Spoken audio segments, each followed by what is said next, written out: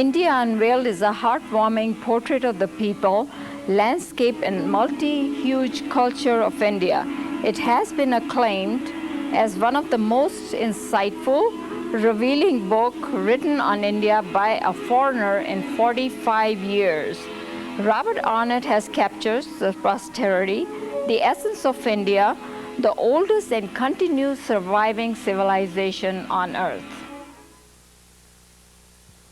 I'm Kamlesh Chopra, author of Natures of Human Mind, and today we have a very special guest, Robert Arnett, and I would like you to introduce Robert Arnett, who is the author of India Unveiled. Robert Arnett has the master's degree in history from Indiana University. Undergrad studies were at the Tulsa University and University of Georgia and London School of Economics in England. He spent 2 years in the United States Army and was one of the youngest commander officer in single corps. Serviced 19 years, 19 months in Turkey while overseas, and he taught history of Western civilization for the University of Maryland European Division. He puts together with the brother William the nationally international known collection of Oriental, African, and primitive art. He has traveled worldwide and has lectured widely throughout America.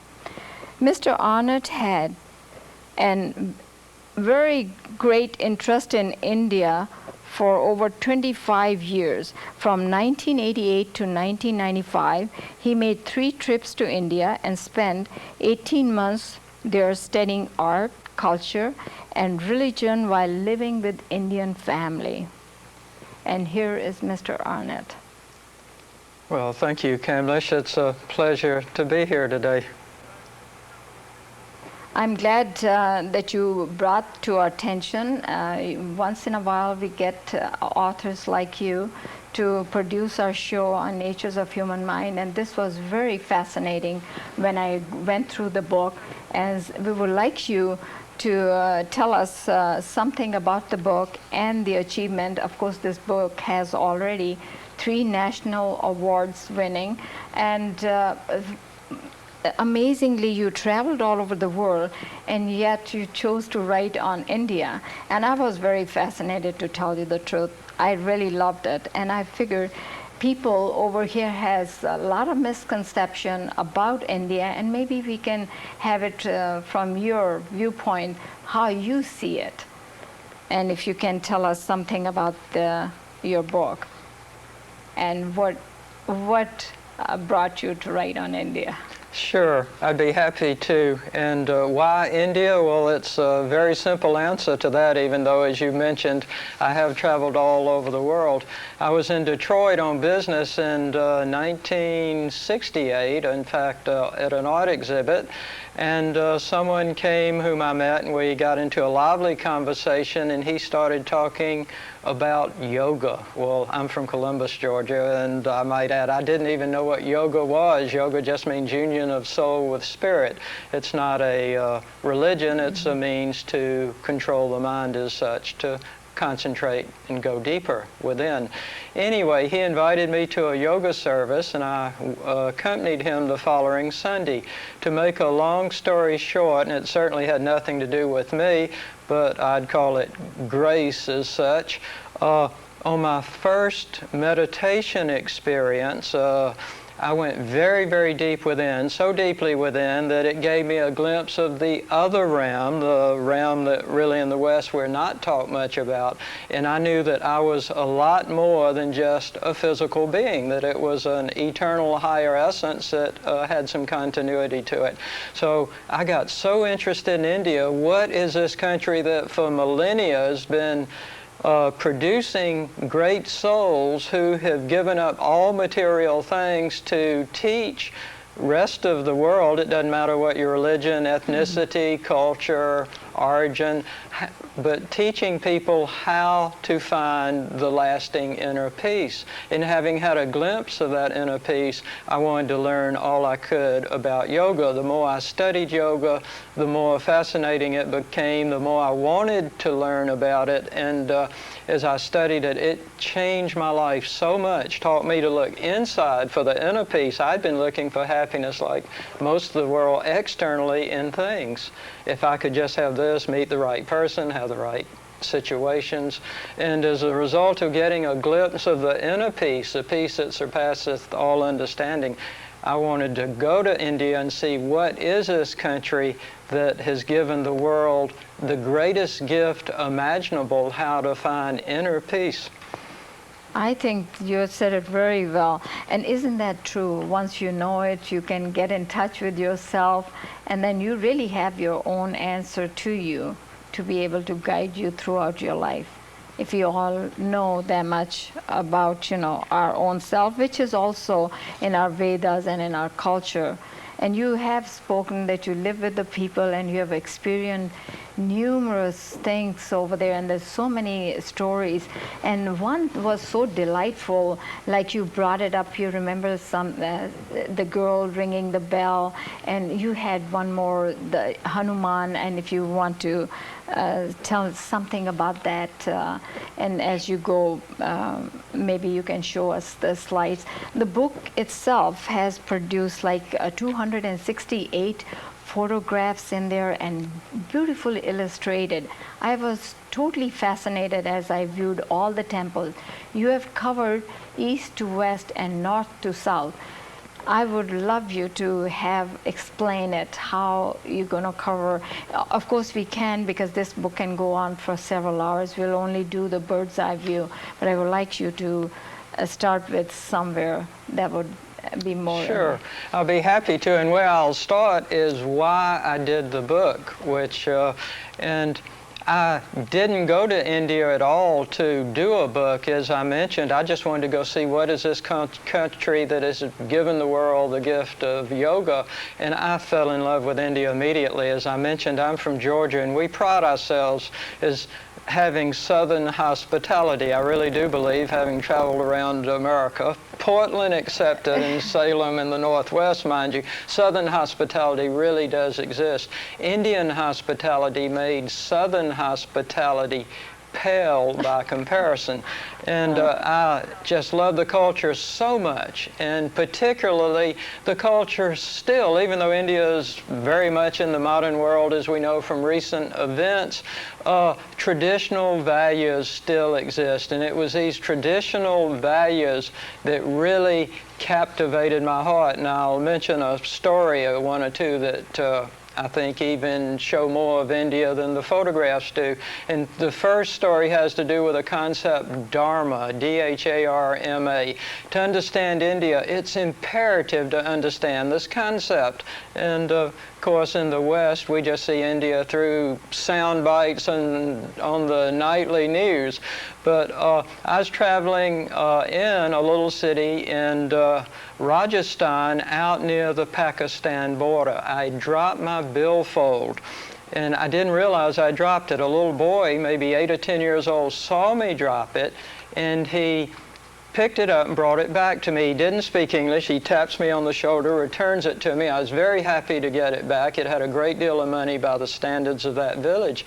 So I wanted to give him a few rupees as a reward, and he wouldn't accept it. I thought he didn't understand. So I found a man nearby who spoke English, asked him to explain to the little boy why I wanted to reward him. Well, a dialogue's taking place. I thought the man isn't telling the boy what I asked him to tell him.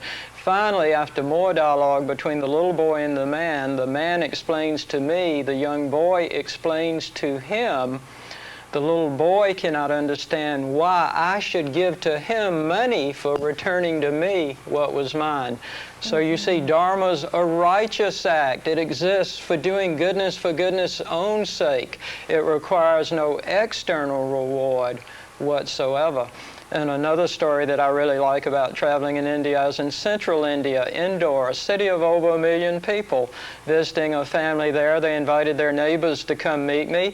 And one of the neighbors had a teenage daughter, and she asked would I get her a pen pal. I said, sure, I'd be happy to. About a week later, I was getting ready to leave. She had never come back, so I asked, why have you not returned? I sent word to her, and when she came, I questioned her why she didn't bring me her name and address. And she said, oh, she had decided her English wasn't good enough. Well, I confronted her and said, that's nonsense. You know it is. Mm-hmm. And when I said that, she looks down at the floor, wouldn't speak to me.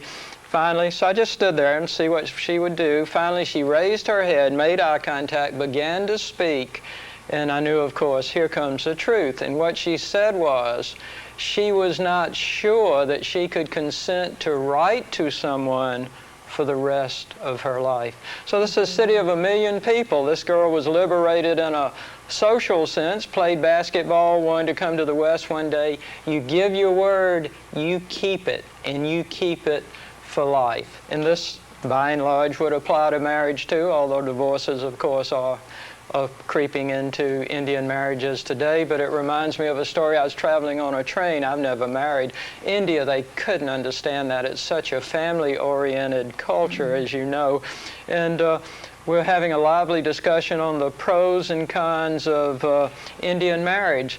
And a man asked me, did I think I'd ever marry? Well, I didn't have to think about it. I'd already thought about it. I said, sure, if I ever met someone with whom I had soul unity. With the biggest smile, without a hesitation, he looked at me and said, soul unity comes through many years of marriage. Yeah. So you see, I was so impressed by values like this, people who still live their lives that way, who still look after their families, honor their parents, that I wanted to share this concept of India with the West. And by and large here in America, we have very, very little understanding of the real enduring values that, as you mentioned, is the reason that I would believe India is the oldest continually surviving civilization on Earth.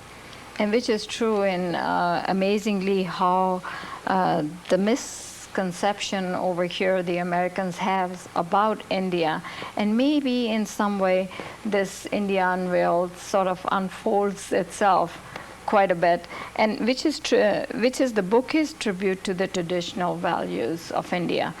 And thousands of years it's been the basic cornerstone of the Indian culture.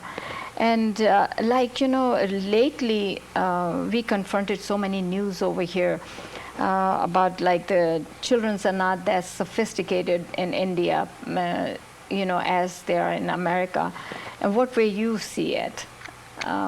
Maybe that would clear something, the latest things that are happening in schools, as the certain incidents have highlighted over here on TV, and what has been shown outside in public. Do you ever see anything like it in India? Well, I want to be careful not to overly, let's say, idealize or romanticize India as such, but by and large, especially, and remember, India today, I say remember for our viewers, India is still approximately 70% rural, even though you do have 20 cities over 1 million people. So India is probably one of the greatest, I'll say, contrast diversities, multicultural and diverse culture that you'll find in the world. So you find everything, but by and large you do still find this simplicity. And a story that comes to mind, I was in a large city, very large city, Bangalore in South India, in a temple, and this little boy, young boy, Charles, tugging on his mother's sari, and I thought, this is a very naughty boy. The lady, his mother, was trying to pray at one of the altars, but he keeps tugging and tugging. And finally she could ignore him no longer, picked him up so that he could see the altar, and when she did, he leaned over and kissed the statue of the image representing God as such. And I thought, gee, that was really, sweet. And if this is what unsophisticated is, I like it, and hope that we can get back a little bit to that state in our own culture. And about the traditional values, like the family values and extended family, which is the backbone in India itself, and what way you see it compared to over here? how the people would see it here.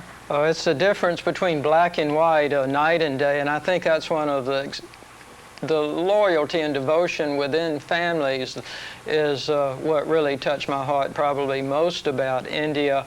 And I'm thinking one family I was staying with, I met one of their friends, and he was unmarried, and he was explaining to me that he was expected to help to support his older brother's children even above himself. And another family I stayed with, a very successful doctor, and he explained to me that if his parents, who lived in a village several hundred miles away, ever got sick, he would close his practice immediately, even if his children had important exams, take his entire family to see his parents so that he personally could look after them, that would be his duty, his dharma, and his service. He would not want a servant doing that. And he explained to me his children would see him taking care of his parents, and in return, they would understand and take care of him. And their children, of course, would see this type proper yes. behavior. So you live as an example. You live your life as an example that you want others to follow. So far, we have failed a little bit over here in Western states. As we see, we say something, but we do the different things. We do not follow exactly what we say. And I would like you to tell us about your photographs that you have done. It was a tremendous work that you have compiled in the book. Would you like to show us some of the slides, and then we can go? Sure, let's do that. But before I begin the slides, I would just like to encourage all of our viewers, live your dreams, okay? I'm living mine. In fact, absolutely. I wanted to share India with the West and had these wonderful photographs. They've even been, award-winning photographs, but no publisher would publish the book because they didn't think they could make enough money on a book on India. So I believed in the project and borrowed the money and did it myself, and it's become a great success. We're getting ready to go to the second printing. The reason I bring this up is each and every one of us have a unique, special contribution within us. If we'll get in touch with it, have the courage to live our dreams, that if by doing what you want to do, you'll have unlimited energy, and you'll do it enthusiastically, and enthusiasm is contagious. So again, I ask everyone in the audience, live your dreams. You're going to be a lot happier, and the world will be a lot better place. So let's take a look at some of the slides. Oops. So our first slide here is a map of India, and India is about 1/3 the size of the U.S., yet it has about 3 times the population. So the population of India is close to 1 billion people today, the second largest country in the world, the largest democracy in the world. And as I mentioned, it's one of the most diverse cultures in the world, probably has about every religion, all the major religions, and many of the religions known on earth. In the north of India, this is China up here, Tibet, Pakistan. In the west, Bangladesh, that used to be East Pakistan, and a separate country. Within India itself, Bombay, which is today called Mumbai, is over on the west coast. Calcutta would be on the east coast. New Delhi, the capital, up in the north central area. The Himalayas run all the way across. We're going to see some really interesting areas of India. We'll take a quick trip, and if we're fortunate, we'll complete it by the end of the program. So our first slide is in Madhya Pradesh, the largest state of India, and here's an old palace. It's Ochre, and to me, with my Western mind, when I woke up and saw this view out of my window, I thought I was in France. I mean, it almost looked like the Chateau Valley. And here's a priest coming out of the water after his daily bath. And this is in Khajuraho, the most probably famous temple town, certainly in all of northern India. It is said to be the perfect blend of art and architecture. Notice how neither the art or the architecture prevails over the other. In the West, it's known for its erotic carvings. I hope our viewers won't be disappointed. You won't see them here today, but you will see the most famous ones. This is at a Jain temple, and I might mention Hinduism, the principal religion of India, is probably 82% or so. Muslims would be the largest minority, who make up maybe 12% of India, and then you have many other religions, a few percent each. Christians, Jains, Sikhs, Buddhists, and others. So this is from a Jain carving, one of the most famous temples there. The Jains and Hindus shared the same site and built their temples right next to each other. And you can see here on the photograph, it's a woman applying eyeliner to her eyes. This is about 1,000 years old. Here's a woman plucking a thorn from her foot. Notice the beautiful poise and balance and sensual nature of the slide. This is a very interesting photograph. Notice here it's a deity applying the bindi, a tilak. And whenever I do a presentation publicly, people always ask me, I'm sure you get the same question too, what does the red mark mean at the forehead? And I find most Indians tell Americans that it has to do with marriage. Well, it does at one level. That's just at the lowest level. That's how it might be used in a marriage ceremony. And at the lowest possible denominator, you could even say it's a fashion statement. But at the higher level, and all Indians, nearly every Indian would know this, it marks the point between the eyebrow where one places the attention at the spiritual eye to concentrate the gaze, to expand the consciousness into the higher consciousness. As I mentioned, that through God's grace I had that experience the first time I meditated, placing my gaze, my concentration at the spiritual eye. And so that's really what it means. It has nothing to do with gender. Most women wear it, but men in India, you'll see holy man, a sadhu's wearing it, and in the temples, if you go to the altar and linger there, the priest will put a mark at your spiritual eye, whether you be young or old, male or woman. And it's so important, Jesus actually mentions it twice in the New Testament, in Matthew and Luke. The light of the body is thine eye. If thine eye be single, meaning if your two physical eyes focus into your one spiritual eye, if thine eye be single, the whole body shall be full of light.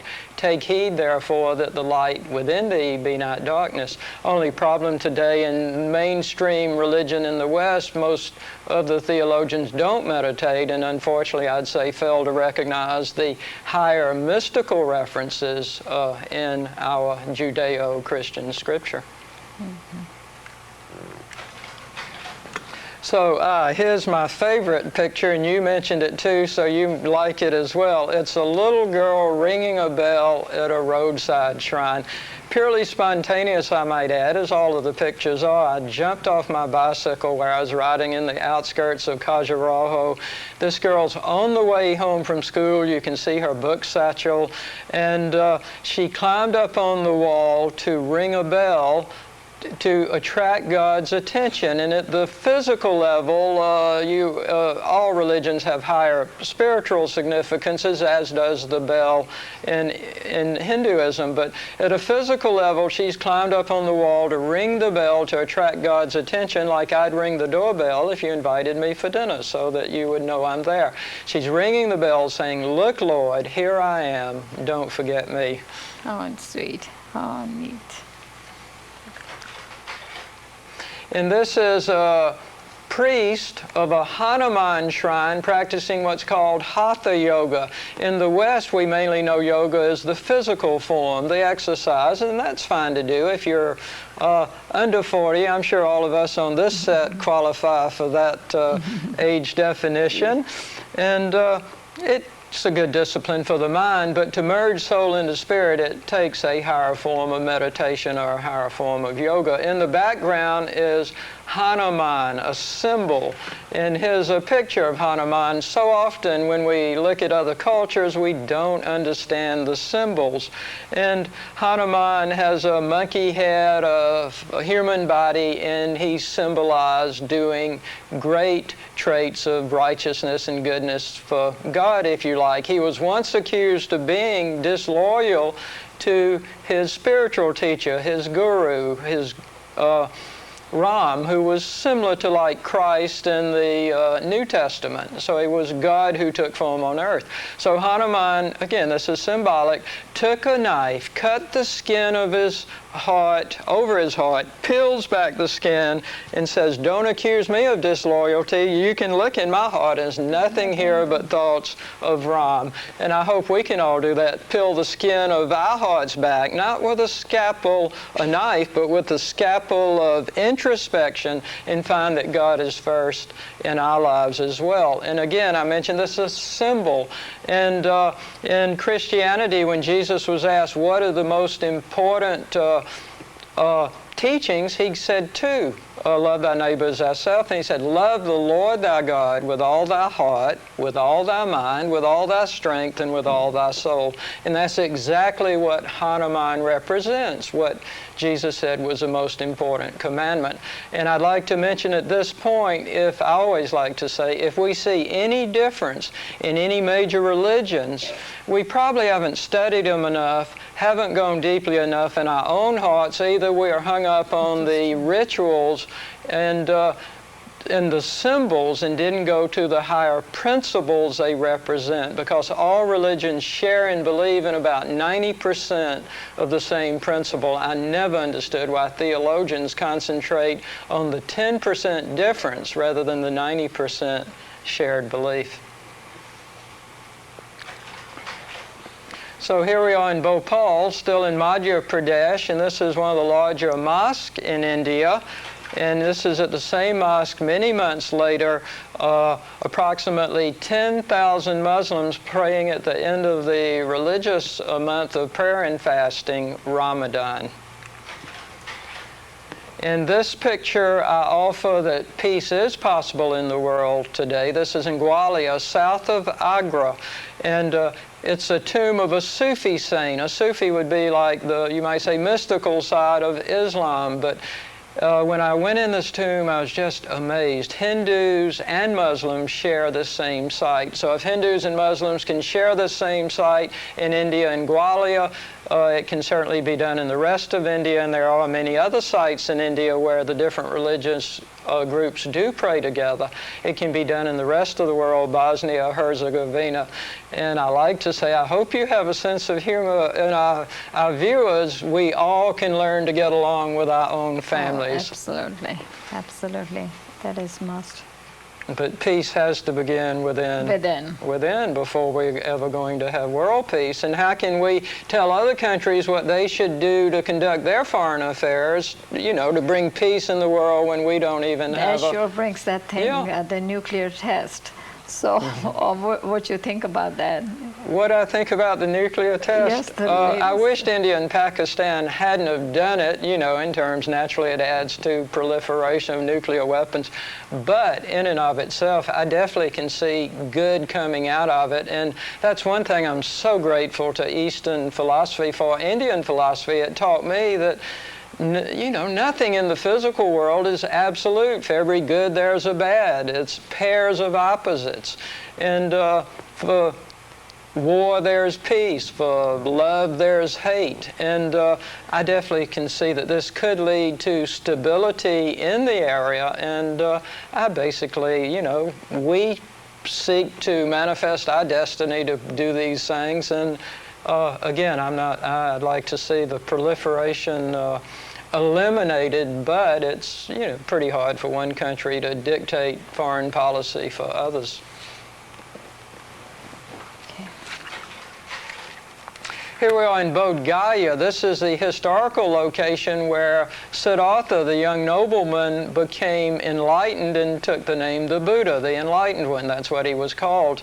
India has given birth to many of the major religions of the world: Hinduism, naturally, Buddhism, Sikhism, Jainism, and right here is the historical location where it is believed that the young nobleman sat under a banyan tree, Bodhi tree, tree of wisdom, enlightenment. Sensing he was on the verge of merging his soul into spirit, he vowed he wouldn't move until he succeeded. Legend has it was 40 days and nights, and he underwent great psychological and physiological tests, but he succeeded, and the rest is history. This is near by Bhopal, Sanchi, the most famous Buddhist, it's rather than a temple, it's a stupa. It once housed a relic of the Buddha, it's believed, and it's these 4 beautiful gates. I would consider these among the artistic masterpieces in India. Here we are now in Benares, the most sacred city in India. It's known in India by its Indian name, Varanasi. It's sacred to 3 religions: Hindus, Muslims, and Buddhist. And this is a sunken temple. You can see it's sunk into the Ganges, slipped into the Ganges as the monsoons have eroded the shores. One of the really neat things to do, I love to do, is you can hire a boat or share a boat, go up and down the banks of the river and watch, see, you're obviously in a boat near the banks, and watch the morning rituals take place. And here we see pilgrims bathing ritually in the Ganges, the most sacred river, just like Christians would be baptized in the Jordan. And here's a woman pronaming. I love the pronoun. The pronoun means the God in me bows to the God in thee. My soul bows to your soul. And I think that's such a beautiful gesture. And I might mention the pronoun that I received in India that touched me the most wasn't from a holy man or a wandering sadhu. It was boarding Air India, the internal airlines, and the flight stewardess was really pronaming deeply, blessing each of us, and that really, really touched my heart. Here we are at a cremation ghat. The Hindus, as Buddhists, believe in reincarnation, that we're born again and again in human form until the outer becomes perfect. The soul is already perfect.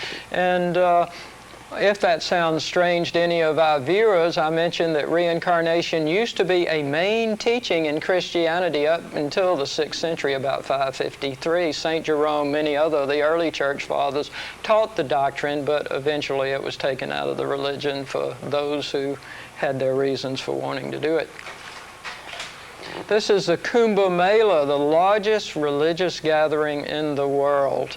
And it rotates to 4 different cities in India every 3 years, and the reasons for that mythological, go back to legend. I think we don't have time to probably go into that, but interesting story behind it. This is in Allahabad. Unbeknown to me, I arrived on what I was told was the most auspicious day astrologically in the last 144 years, and it was estimated to be 19 to 20 million people gathered there in a 24-hour period to bathe in the Ganges. So naturally that made that the largest, not only religious festival, the largest city, a gathering of humanity on earth.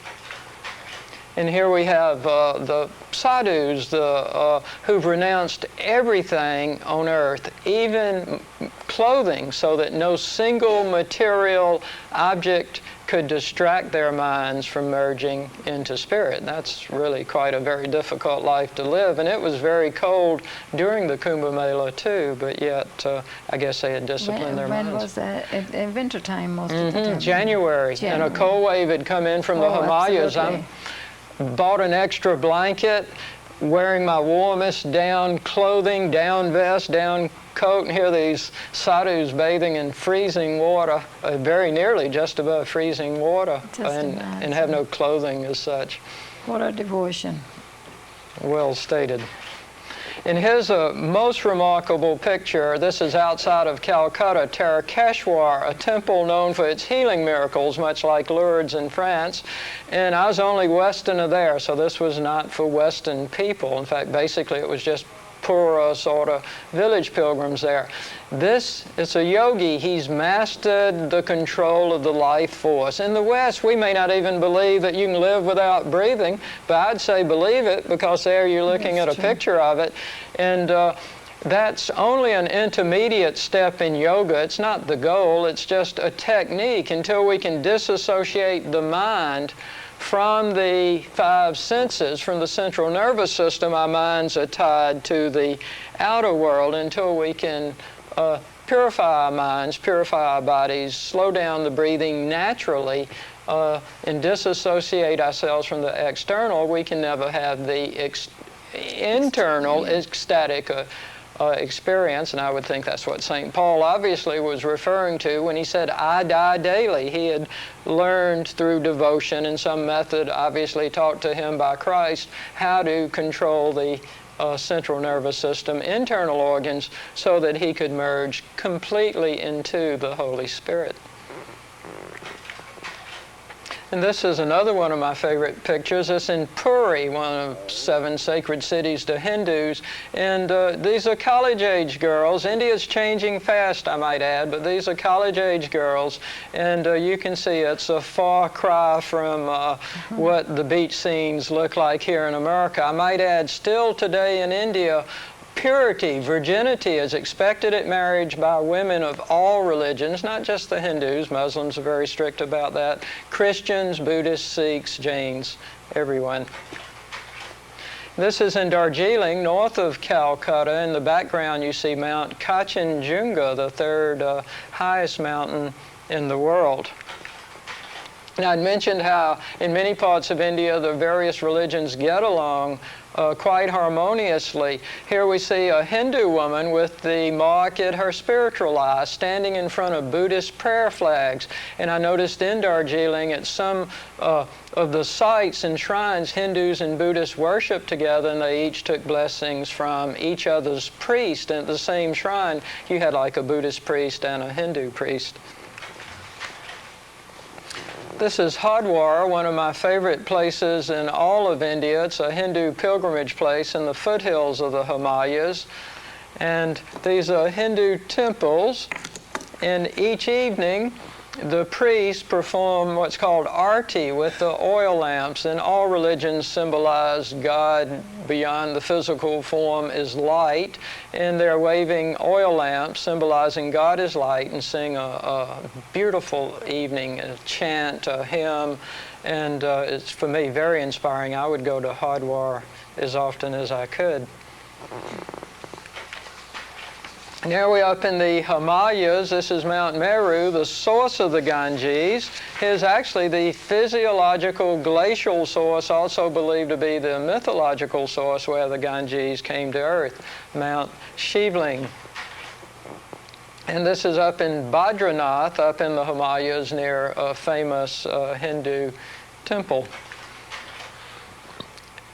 We are now over in northwestern India, and this is Ladakh, up on the very northern boundary with China, one of the most exotic, interesting places I've ever been. Here we see the Indus River, and I'd like to point out, too, because I say a terrible mistake in the book I'm embarrassed about and will even correct on public television. And I say mistake, I took the wisdom of traditional Western knowledge and scholars, but when the British excavated along the Indus in the late 19th, early 20th century, they found these highly advanced civilizations, the traces of them from the cities, so highly advanced the British couldn't bring themselves to believe that they were indigenous to the region. And to give the British the benefit of the doubt, in fact, you probably heard the term Aryan, the British came came up with a theory, Aryan invasion. And people today, even Indians, grow up in India believing Aryans invaded from Central Europe into India and brought this high civilization. Modern scholarship shows there is not a shred of evidence to support it. On the contrary, evidence shows just the opposite. Satellite imaging shows it should not be called the Indus River civilization, but the Saraswati civilization, which is mentioned in the Vedas. And the problem for Western scholars is the culture goes back so far beyond Western recorded history that we don't want to acknowledge that another culture possibly could be older. But satellite imagery shows the course of the Saraswati mentioned in the Vedas, and it's since dried up and gone underground. But again, to give the British the benefit of the doubt, when they studied the Sanskrit, they saw the word Arya, King Arya, and they thought this must mean he's an Aryan. Arya in Sanskrit just means noble, and that's how the king would have been addressed. So when they saw King Arya defeated the other kings, they again assumed this was Indo-European. On the contrary, the Aryans were the Indians, and to me it's a travesty that Sanskrit, the oldest surviving civilization language on earth, today is even lumped into a category of languages called Indo-European.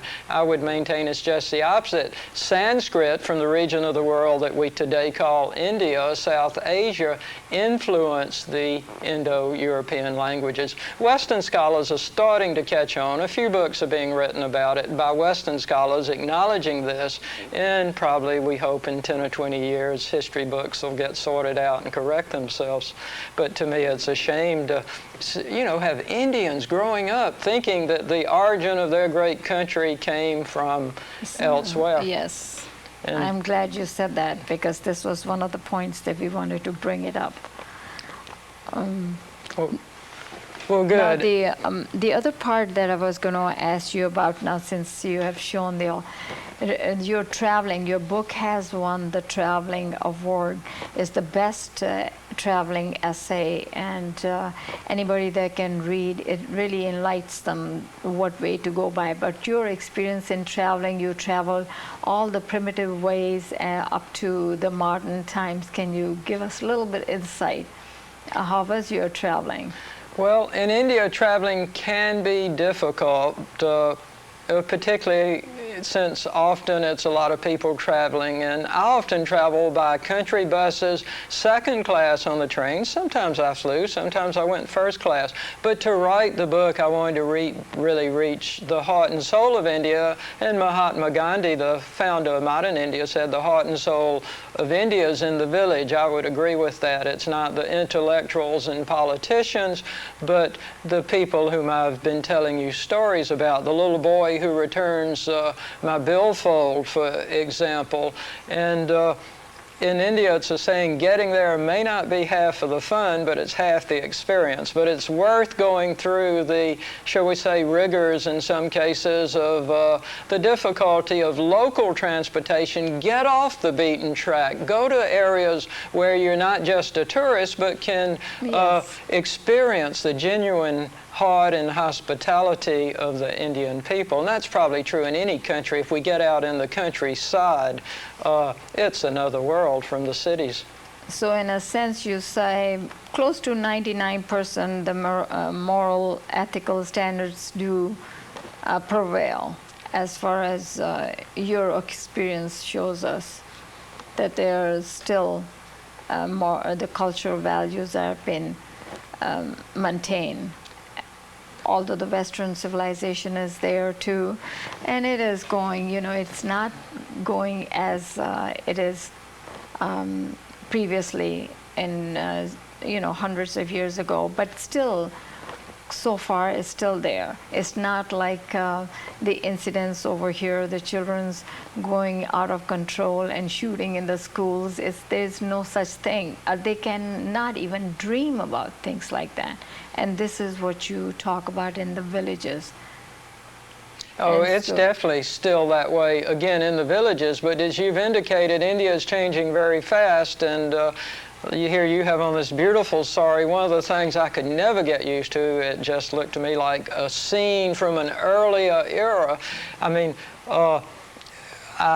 when I'm in the big cities even, we see the ladies walking around in saris, to me the most beautiful feminine attire that exists, but yet they're speaking on their portable phones, and Right, that's how fast India is exactly. changing. I was just back a few weeks ago, and now rather than just portable phones, everybody has cell phones. I mean, you can be on a subway, on a bus, and you hear the phone ring, and India is changing very fast, but in the villages, the traditional values definitely still prevail, and at the college level, unfortunately, it seems to be just one culture in the world today. I regret American pop culture, and a lot of the college students in India today think it's you know, chic to smoke and do things like that, and I'm sure the you know, it's just a matter of time to the undesirable aspect of, shall we say, our culture creeps in. But I think we live in the greatest country in the world,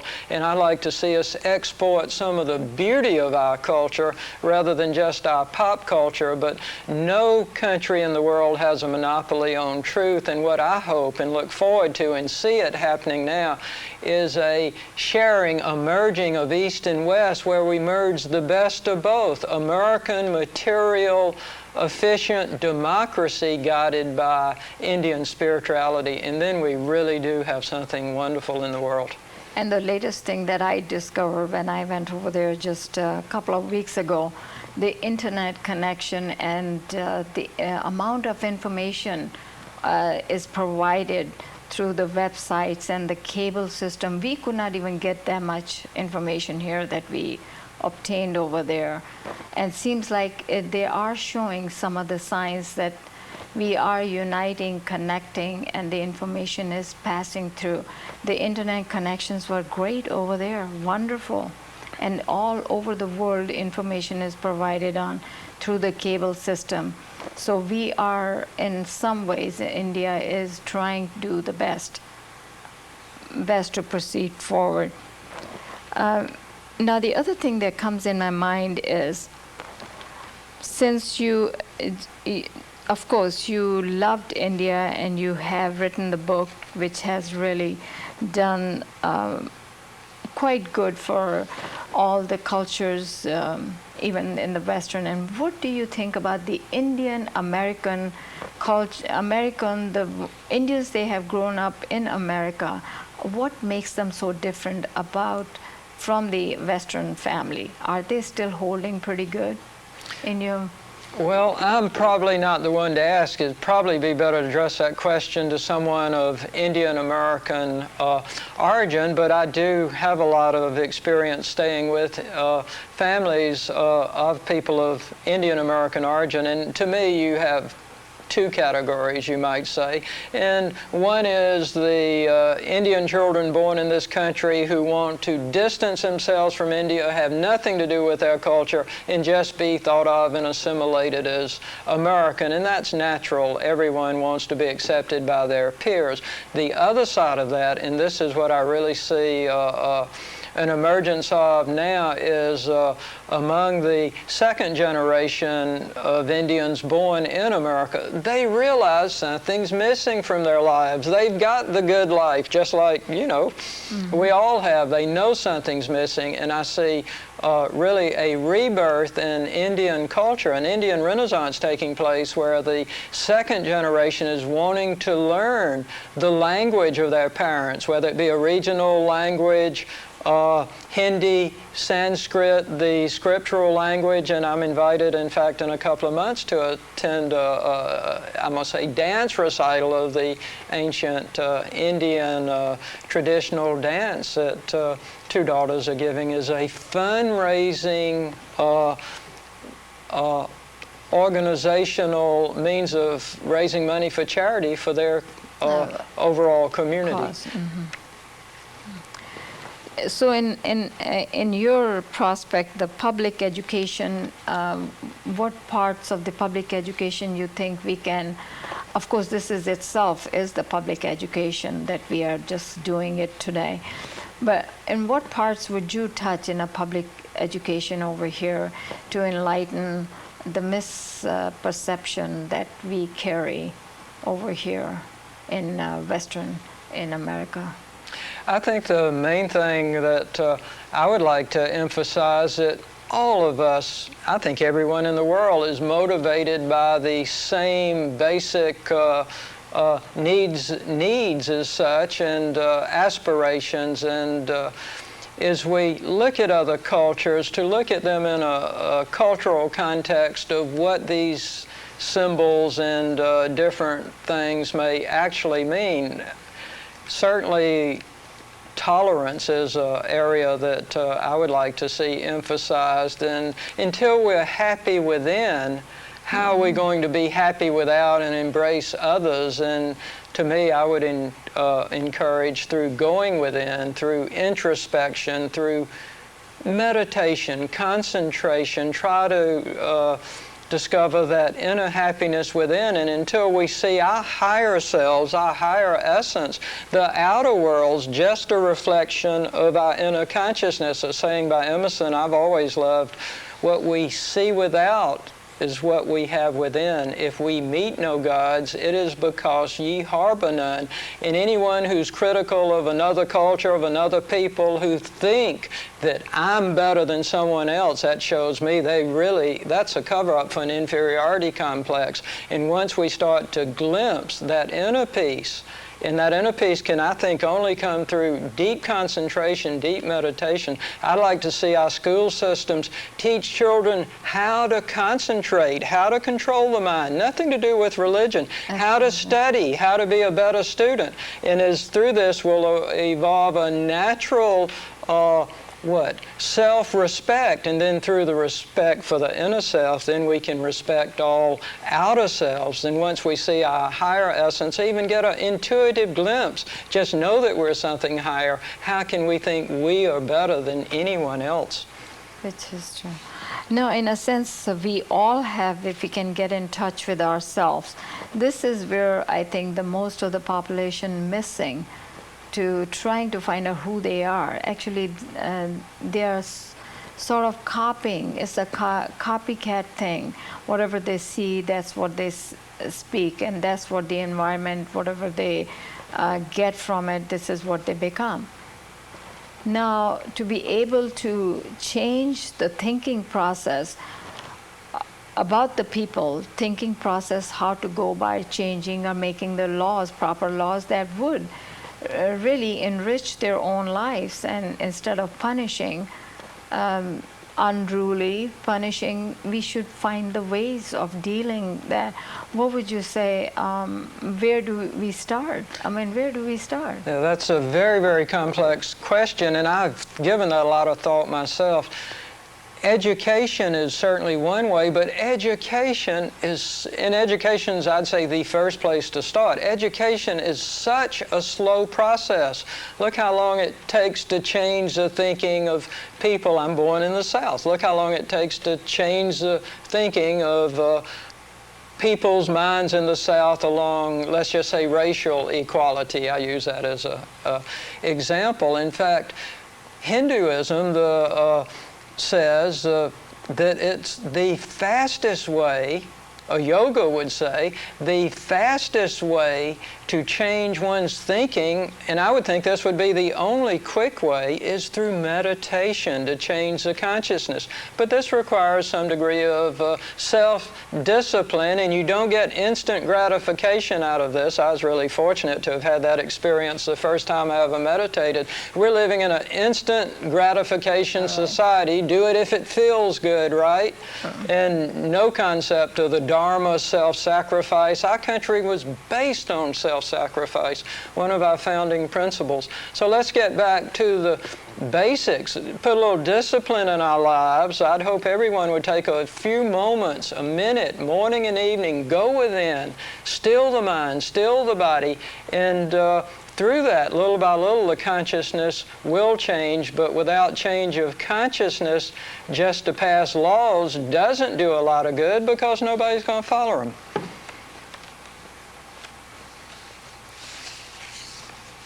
Some of the things that you have covered in the books was so fascinating, and I am trying to see if we can ever show people over here some something that I saw in that Kajura.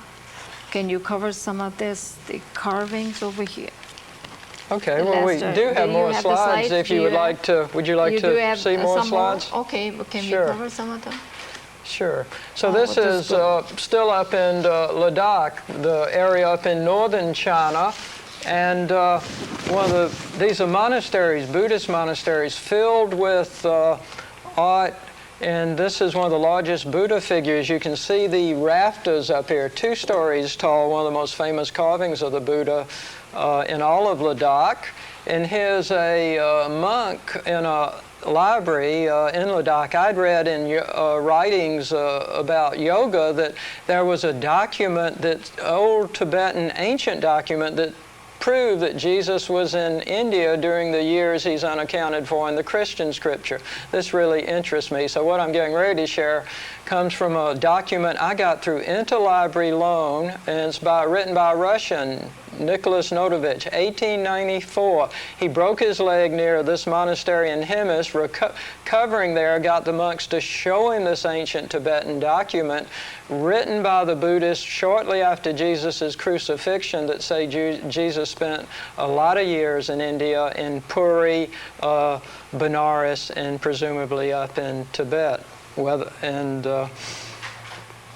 We come out of the northern portion now, the Himalayas. Ladakh's actually in the Karakoram Mountains.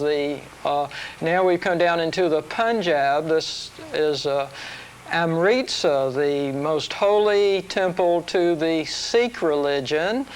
And it's the Golden Temple. You see it there in the background, a beautiful temple. And this is up on the 2nd floor at sunset, evening prayers. You can see 2 Sikhs who wear their turbans. Traditional Sikhs wear turbans, don't cut their hair, and would not smoke or drink alcohol. So here are 2 Sikhs in evening prayer. And we've come down into Rajasthan now, Udaipur, one of the largest city palaces in India, also the scene of a James Bond movie, a setting. And here are the stained glass throne room.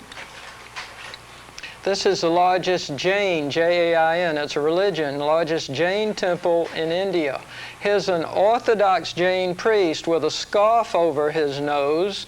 And today, as we're struggling so in the West to come in harmony with our environment, the Sikhs, because of their reverence for all life, the essence, living essence in everything, to include nature, very environmentally, I'll say, compatible religion. So this priest has a scarf over his nose not to inadvertently breathe in insects. Again, an Orthodox priest. Most Jains would not wear scarves like that. And this is in the same temple in Ranakpur. Look at the beautiful detailed carvings on the columns. In the West, we're taught mainly of Western civilization. That's our origin. Greek carvings, Roman, Byzantine. I have an excellent background in art history, and I would say for detailed marble carvings, the Jains do the most beautiful in the world. Legend has it wasn't even carved. It was cord cut, worn down with a cord, like the way jade was carved in ancient China. And legend has it the carvers were paid at the end of the day based on the size of the pile of marble dust that they have accumulated. And this is the most famous Jain temple, and the Dilwara temple in Mount Abu. This is the one I know you particularly liked, and when we were looking through the book. Yeah, that was one of the nicest ones, the carving. I can't believe it. That kind of work done thousands of years ago and still prevailing. See, to me looks like whatever you presented sounds wonderful, and the book itself speaks for what your work, the way you have compiled it. And I'm so thankful of you coming to this show, and I hope that you would do that, more shows. Of course, we cannot, it's just the bird's eye view that we have given today, but you can really go into the 6 regions that the 25 states of India has divided into 6 chapters through the region. Do you want to touch a little bit, or we can probably make the next show? We better save that for another time. Oh, okay. And thanks so much for coming over here. I hope our audience have enjoyed it.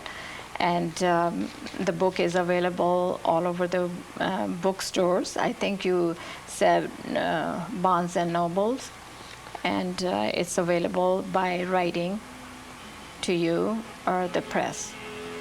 And thanks once more. Well, I thank you. It's a real pleasure to be here. Thank you.